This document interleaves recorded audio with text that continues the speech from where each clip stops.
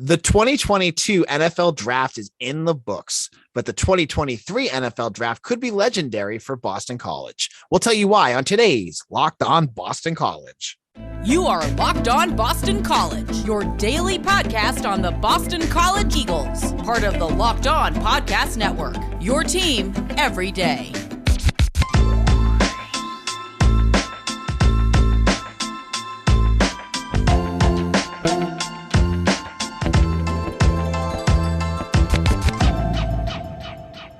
This is Locked On Boston College. I am your host, AJ Black. With me today, I have, as always, Mondays with Mitch Wolfe. Mitch, how's it going? Going good. Just kind of emerging from my hole of minimal hibernation post-draft. Taking a little break from watching film. Now I'm back at it, starting on the 2023 guys. So excited to talk about it. So 2022 was, on one hand, it was exciting because you had Zion Johnson, and that was big news, having him go 17th. But overall, it was pretty disappointing. You had only one BC player drafted. 2023 looks to be a completely different landscape for Boston College, and it starts at the top. Last week, I gave a whole episode of why I thought Phil Jurkovec will be a first-round draft pick, but I want to hear your perspective on this, Mitch. Do you think Phil will be a first-round draft pick in 2023? I think he will, assuming he stays healthy. And that's the big thing. And that's been the problem the last two seasons. Granted, in 2020, it was only the last game and kind of the last few games of the season where he wasn't fully healthy. But, last year was a big thing. And, this year he's going to need to stay upright, going to need to stay on the field and show he can handle the rigors of an entire season. And if he can improve some of the accuracy issues that you sometimes see with him. Now, we saw a quarterback that is honestly kind of similar to Jurkovec and Desmond Ridder, who had kind of similar issues. Like he's a mobile quarterback, has a good arm, but he had some accuracy issues as well. But he still went in the third round. I think Jurkovec has a little more physical talent than Ridder does. And he's a big guy. So I could definitely see him being a first round pick. I know that in at least a few of the way too early 2023 mock drafts that I've seen that he's been in the first round. I think Mel Kiper of ESPN said that the over-under for quarterbacks in the first round next year should be at 6.5, which sounds insane considering there was one this year. But, if Jurkovec has a fully healthy season and plays well throughout, I see no reason why he wouldn't be a first-round pick. So the Jurkovec is not, we've seen a lot of mock drafts out on various sites already. And as you said, there's a lot of hype around this quarterback class. And there's a lot of hype around some of the players in the ACC, quarterbacks in the ACC. And some of the names that we've seen a lot of were Tyler Van Dyke, Brennan Armstrong, Sam Hartman, and it's not Sam Hartman, probably not as much, but Brennan Armstrong, Devin Leary. What's that? Devin Leary, Malik Cunningham. Yes. Can you explain to me why Jurkovec will be a better pro quarterback than most of those guys? Or if you don't think so, let me know. I would say that the one he's probably close. He's probably somewhere in between Tyler Van Dyke and Brennan Armstrong. Van Dyke is a little bigger. He's obviously younger, so teams like that. Granted, Van Dyke doesn't have much. He's only started 8 really meaningful games. So it's a very small sample size, but he has a big arm. He's decently mobile, has a really competitive fire to him. So teams will like that, but he also could kind of follow the DJ Uiagalelei path and fall off a cliff this year. So that's a possibility. Armstrong has been pretty productive for a few seasons now. He's a lefty quarterback, so NFL teams might not like that as much, but he's very mobile. He's got a gunslinger attitude. I think Jurkovec is a little more refined than Armstrong is. So I think he's somewhere between those players. In terms of the other ones, Devin Leary is a, classic mid to late round pick that, he'll be a solid backup for a long time. Hartman's kind of the same thing. He runs a video game fake offense that won't translate well to the NFL.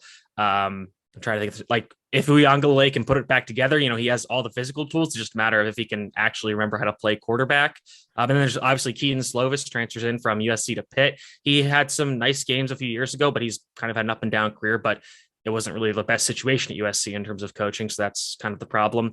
And then even some of the younger guys like Jeff Sims from Georgia Tech, I know has some fans. Malik Cunningham's the name I mentioned, who I still don't really think can play quarterback well. He's basically an even more raw version of Lamar Jackson as a passer. So, but the ACC is chock full of quarterbacks this year. There's no doubt. All right. So the quarterback position, you got Jurkovec. What does he need to prove to scouts this season? What is he, other than staying healthy, which we've talked about? Yeah, that's the big one. What other things do you want to see out of him? I want to see improved short area accuracy. I think teams will love that he can hit the deep ball, but I think they want to see him consistently throw slants, curls, hitches, take the easy stuff, throw a flat route accurately and on time. That's the stuff that a lot of NFL offenses are based around. That's the bread and butter. That's what teams are going to want to see him execute, because if you can't do that, you really can't stay on the field. So in my mind, there's kind of a range of outcomes for Phil Jurkovec. And I think the kind of the high end outcomes are an Alex Smith or Ryan Tannehill, and the low ends are kind of a Drew Lock. So, again, if he stays healthy, that's great. It's just a matter of him taking his game to the next level this season. All right. So quarterback, we've talked about quite a bit, but another name that popped up that is going to be one BC fans are going to watch for, and as I said on Friday's episode, are probably going to be rooting pretty hard for now, is Zay Flowers. If you haven't heard the news around Zay, go back to our episode on Friday where I talked about his revelation that he turned down multiple 6-figure NIL deals. My biggest question about Zay, my question is, how elite is his speed and route running, and where does he land in route running and hands?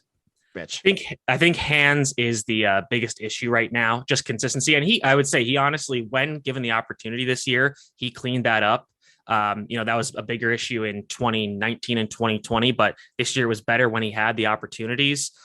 In terms of speed, it's hard to say just based on film, but I think he can easily run sub 4.4. If he can get into the 4.3s or even the 4.2s, that's going to be great for his stock. In terms of his route running, I think, route running's funny because different guys can win different ways. If you go back and look at the kind of debate between Chris Olave and Garrett Wilson in this year's draft class, they ran routes very differently, but they were able to win in similar ways. In different ways, but they were still successful was the point.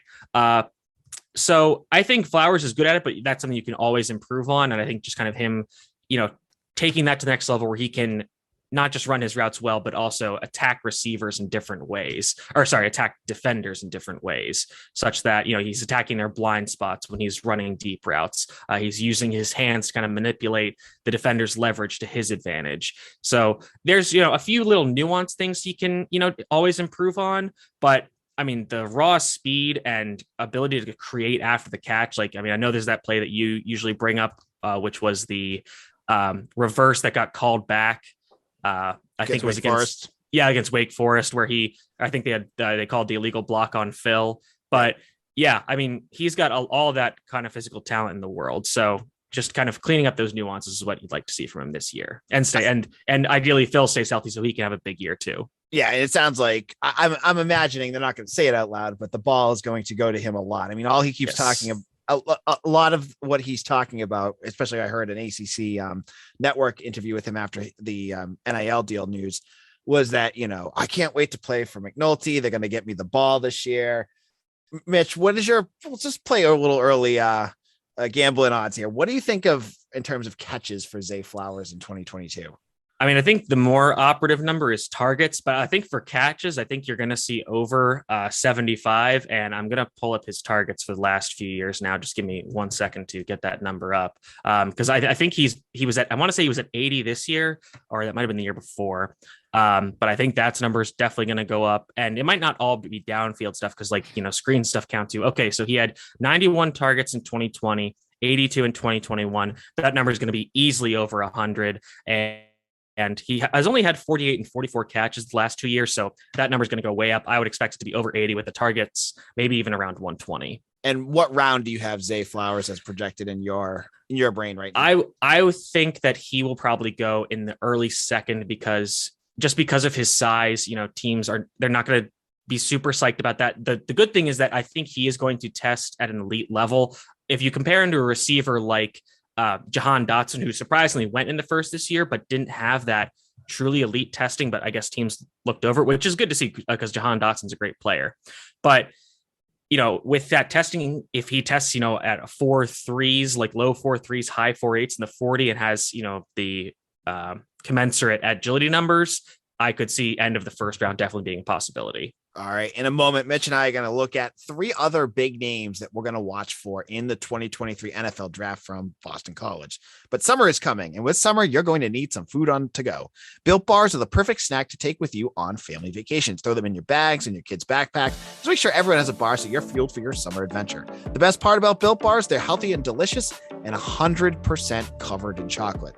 They also have the puffs, which are delicious. They have the banana cream pie and my personal favorite, the churro cinnamon. It's delicious, and they're only 140 calories.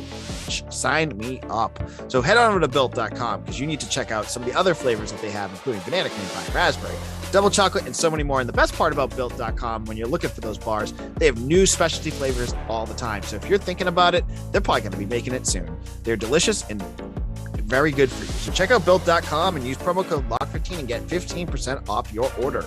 Again, use promo code LOCK15 for 15% off at built.com. This is Locked On Boston College. This is our Monday show. I'm joined by Mitch Wolfe. If this is your first time listening to Locked On Boston College, I want to welcome you. We are the only daily Boston College podcast out there. We talk about Boston College. I give you analysis, my takes on everything BC. So make sure to hit subscribe wherever you get your podcasts. All right, Mitch. So we gave out the first 2, and those are the big names, Zay and Phil Jurkovec. Who is the next one you would like to speak about? My next is Christian Mahogany, and I think that he has a very good chance to go in the first round as well, because I think that he's bigger than, I think he's going to test bigger than Zion does. I think he's going to be at least 6'3", going to be like 320 plus pounds. And when I was watching Mahogany back from this year, his power on tape it really just pops off. Like, it's a different kind of strength and just violence in his hands that he's able to just get immediate movement against his opponents. And that is apparent in the run game and the pass game, which that's going to really entice a lot of teams. And I kind of brought this up in his interview, but I think that the one thing he needs to work on is his footwork. He needs to be a little lighter on his feet, which is tough for a guard, especially when you're, a bigger guy and you're switching to the other side of the line. So it's a bit of an adjustment, but I still think that that's the one thing that, and he talked about how that's something you can always improve, always be working on, something he's working on with Coach Googe. So I think that if he can, get his feet a little lighter, so he can then deploy those in a better form, especially in pass protection, where he can more properly kind of like stutter around and then anchor his feet when the power rush comes, I think that's going to help improve his stock even more. But right now, I could definitely see him going to the end of the first round, kind of like how we thought about Zion going into the season. All right. So he's good. I mean, if he does some work, you could see him do you see him having a high ceiling like Zion, or do you see him that's kind of where he's going to max out at? It's possible if he has a year like Zion did this last year, which was, they honestly had pretty similar years. If he follows it up with another really strong year, I could definitely see it happening, just because, they're very similar players in terms of how technically refined they are and how much power and strength they bring. So yeah, I could see it happening. I don't want to be, get too over my skis with it, but if he goes in the top, I think the latter half of the first round is definitely a safe guess. I don't want to get too hot takey and say he's going to go in the first half of the first round. I hate doing it because I hate giving Steve Addazio credit, but the last couple of drafts it does show that he has an eye for good offensive linemen. I mean, that's his thing. So yeah, credit when credit's due. And yeah, Texas A&M I thought was smart bringing him in. For that position. So anyways, that's enough for talking about Daz. All right. So Josh Deberry. Now, Josh Deberry, for those folks listening to this podcast, he was 2 years ago when I started BC Bulletin. He was the guy I totally forgot about when I was doing depth chart projections. I've done this 2 years in a row, and I'll get to the other one in a minute. But Josh Deberry was one I left off. I got a message from somebody, I'm not gonna get into who, that was like, you're hating on him, AJ. And I'm like, I just don't know much about him. And then they shut me up so quickly with his play in that year. I mean, 2020, he was good. And then 2021, I thought he really kind of flew off the charts. Where is he in your projections, Mitch? For me, I think that he is a late second, early third round pick right now. I think the thing about Deberry is he's so smart. He's super instinctive and he offers versatility. Like, I think he probably is going to test around or he's going to measure in at like 5'10", maybe 5'11", and 180 some pounds. So for some NFL teams, that might limit him to being a slot corner, which is where he's played the last few years. But I think others would be like, hey, like we can play him outside. A lot of teams that run more cover 2 zone schemes, and even teams that don't, like the Kansas City Chiefs took Trent McDuffie out of Washington, who was honestly pretty similarly sized. And I think they're going to play him outside. And honestly, if you look at a lot of the Washington corners, which is a team that has produced a lot of NFL corners the last few years, a lot of their guys are undersized, but they still play outside. So I think Deberry also has really good ball skills. He doesn't have that many interceptions, but he's got a decent amount of passes broken up. He just has a knack for making those big plays. I mean, even as a pass rusher, forcing fumbles, that kind of stuff. So I think teams are going to like that. I think the one drawback, like I said, is teams are going to be like, can he play outside? And if he can't, then that's going to kind of lower his value on certain teams' boards. And what do you see that's different between him and Brandon Sebastian? I think he'll test a little better. I think that it is. I think they're honestly pretty similar players, but I think the big thing is that Deberry's going to test a little better, and that is going to allow him to play man coverage more. Which in the slot, it's a little different, just because you don't have to be necessarily as worried about taking people deep. But I think he's going to test a little better, and I think that I think teams will be a little less concerned about him sticking in man coverage against NFL wide receivers. All right. And then what other player was there? Other ones that you wanted to talk about, Mitch? The other one that I had was, and this one could go either way. I think he'll be a top 100 pick. I'm not sure if he can get into the first two rounds, but I think Jaden Woodby has a good chance of getting into the top 100 because he, again, has a knack for making some big plays. I think he's going to be like a box safety. Like, he's not going to be like a true, center fielder, free safety, like Ed Reed type, or even like go back to like Lucas Dennis. But he's a thumper coming downhill. He's a really, really consistent tackler. This past year, he only missed 3 tackles, which is a 5.5% miss rate, which is fantastic for a strong safety. And honestly, this was his first year where he actually had good ball production. He had 2 interceptions. He had 2 passes broken up.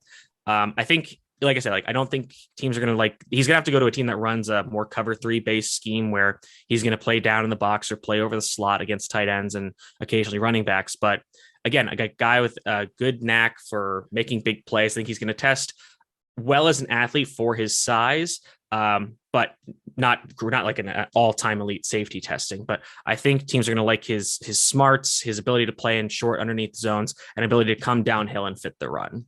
All right. And there's a whole bunch of other players that are coming out. What are some names that you might watch for? I'm interested in Elijah Jones just because he is kind of like Brandon Sebastian. He's been very consistent the last few years as a coverage corner on the outside. He's tall, he's long. I think he'll test fast. So, those are kind of the prerequisites to being drafted by an NFL team. We saw Tariq Woolen out of UTSA. He got taken in the 4th round. Some people thought he would get taken earlier because of some of his insane testing. The problem with Jones is he has not had a single interception in 4 years as a college player and 3 years as a starter, which is crazy to think about. But then if you look at the stats, there's just no picks. He's had a good amount of passes broken up, but no picks. So I think teams are not going to love that. In terms of other players that I would be interested in, Jason Matry, we've seen a lot of smaller defensive backs get taken who will play kind of a free safety or a slot role, and Jason can do both, kind of like a little lesser version of a Budda Baker, another Washington defensive back. After that, honestly, and I don't mean to slight anybody, but it kind of drops off in terms of guys that I think could make the NFL. Both tight ends I could see, being UDFAs. They're probably both good athletes. They're solid blockers. If Finn Durstein has a big year when he finally gets onto the field, maybe he gets selected as a late round pick. And another guy, Sheeta Salah, who, we've kind of all been waiting for to take that big next step, but he's got good body, good athleticism. We saw Brandon Barlow get a camp invite. I could see the same thing happen to Salah in terms of being UDFA, or, just because of his body type and athleticism, maybe he becomes a star in the XFL, and after a year or two there, then maybe he gets the call up to the NFL. And finally, one name that popped up, and I'd be remiss not to bring him up because I know his dad listens to the show a lot, is Jaylen Gill. Oh yeah. What are your thoughts on him? I had him here. Just the way I actually did, but just the way my document was written, it kind of passed over. Yeah. I think that, I think he's going to have a lot of opportunities because I think teams are going to know that this offense wants to get the ball to Zay, and Phil is comfortable throwing to Jaylen, no question. So, he's going to have opportunities. I think he's shown really reliable hands. He gets open well. You can use him as a slot receiver, get him jet sweeps, screens. He can beat you deep. When Zay wasn't having his best days, Gill was really able to step up. I don't think Gill's going to come in and be, a downfield contested catch X receiver, but as a Z or slot receiver, if he has a a solid year again with playing with Jurkovec for a full season, I could definitely see him getting drafted. I think that, I think it would be round 3 probably, but if he gets an invite to, I don't think they would take both Zay and Jaylen to the Senior Bowl, but if he goes to the Shrine Bowl or, one of the other bowls and has like a big week, he could definitely play himself into getting drafted. All right. Thanks, Mitch. So it sounds like this is going to be a fun NFL draft to watch for Boston College fans. I said that last year and it didn't exactly work out, but so hopefully I'm wrong, or hopefully I'm right this year. Unlike last year. I don't recommend any folks go and Google BC Bulletin 2020 draft preview because from back in like June last year, because I have to defend myself. I had Jurkovec being healthy, and that could put. And that's you can't get on anybody for that. That happens, and that's just unlucky. And I had Zay and Jurkovec going in the draft, which I think that if Phil had been healthy and had a big year, I think that they both definitely could have declared, and it would not have shocked me whatsoever. Absolutely. So, Mitch, thank you so much for coming on. Where can people find you? You can find me at Mitchell T. Wolfe, WOLFE on Twitter. Obviously not as much content coming out right now, but, I'll be posting some stuff over the summer for the BC site in terms of, previewing the ACC season. It's going to be a really fun time to be a fan of an ACC team because, I think Clemson's sun is waning or whatever it is. I think their star is fading. I think that the ACC is more wide open now than ever, honestly. So it's a fun time to be a BC fan. All right. In our final segment, thank you, Mitch, for joining us. On our final segment, I got to go over some of our Monday news dump where we're going to go over baseball struggling again and lacrosse falling in the ACC finals. Now, BetOnline is your #1 source for all your betting stats and sports information. Find all the latest sports development, league reviews, and news, including this year's basketball playoffs, Major League Baseball, and everything in between. They have all sorts of great prop bets on the NBA, NHL. You can find it all on BetOnline. BetOnline is your continued source for all your sports wagering information, from live betting to playoffs, esports, and more. Head to the website today or use your mobile device to learn more about the trends in action. So head on over to BetOnline, where the game starts. This is AJ Black. If you have not checked out Locked On ACC, I can't recommend this enough. It's hosted by Candace Cooper, and she has a rotating guest of Locked On hosts from the various ACC podcasts. I'm on there on Wednesdays talking football with her, as always, but definitely check it out. Hit subscribe on Locked On ACC on YouTube or wherever you get your podcasts. Busy weekend for BC sports. BC baseball, they played a top 25 FSU team and won a game, which is reason for celebration, I guess, because it's only their 5th ACC win of the season. And it all went downhill after that. But a nice win on Friday for BC to stun Florida State. This road of misery is coming to a close. And I don't like to call for coaches' heads. They're people too. But I just have to imagine that this must be the swan song for Mike Gambino. You can't go. They have 30 losses. They're like 19-30, and all of their wins are against just like lousy Northeast teams. Like, and even the good Northeast teams beat them. Like UConn trounced BC. I think they held them to 1 hit. So, they have one more series. They play their home finale on Wednesday against Maine, and then they play Clemson to end the season. And Clemson has a lot to play for here, so good luck. It's an away game. That'll be their senior day. I mean, it's just the season needs to end fast because it's just tough to watch. I mean, they got held to like a pair of hits on one of their games this weekend. They made a ton of errors, just sloppy baseball. It seems like every game this season, either two things happen. BC gets blown out, which happens a lot, or BC kind of hangs around and then just implodes. It seems like every other game is a game where they're like right in there until the end, and you see, it's excitement. There's in the 7th inning, it's only a 1-run game, and then the bullpen comes in and lets up 8 runs, and it's not always the bullpen's fault because there might have been 3 errors in the outfield because of it. But it seems like these two things happen all the time, and the wins are not happening. And because the wins are not happening, change has to come. This is now the 2nd straight season of just poor baseball. And they have this new complex for baseball. They have the Freight Center for practice. I mean, if you're playing this poorly, how are you going to A, attract recruits, and B, attract fans? Because the stadium's dead.